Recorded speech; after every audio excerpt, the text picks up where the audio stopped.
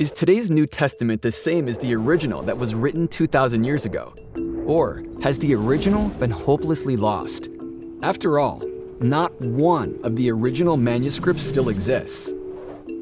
New Testament critic Bart Ehrman asks, what good is it to say that the original writings of the New Testament were inspired? We don't have the originals. We have only error-ridden copies, and the vast majority of these are centuries removed from the originals and different from them, evidently in thousands of ways. There are more variations among our manuscripts than there are words in the New Testament. If we can't trust the New Testament, we can't trust what we think we know about Jesus of Nazareth, and there's no such thing as authentic Christianity. Let's look at this more closely. The New Testament, and all significant literature from the ancient world, is reconstructed into its original form by comparing manuscript copies that have survived. To determine the reliability of this reconstruction, historians ask three questions. How many copies exist? How long is the time gap between when the original was written and when the earliest surviving copy was made? And how significant are the differences between the copies?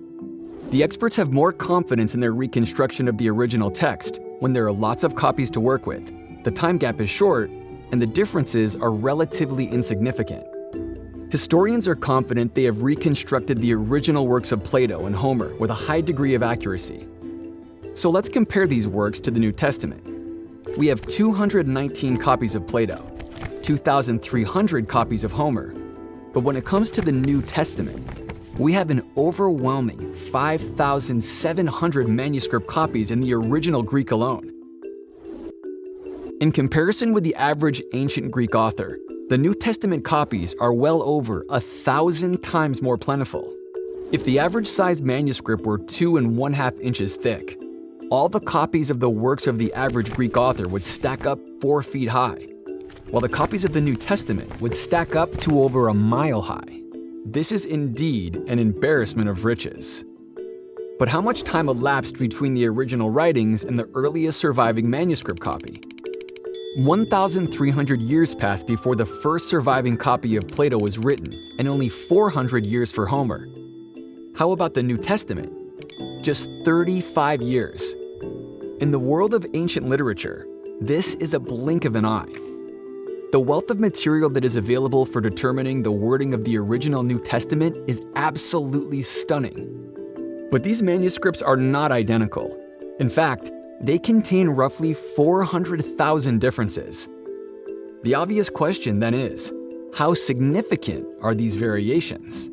Most of them are simply variations in spelling, which are easy to sort out. Then we find minor differences, such as the use of synonyms or a definite article with a proper name. These have no effect on translation. There are also errors that scholars have determined were not in the original text.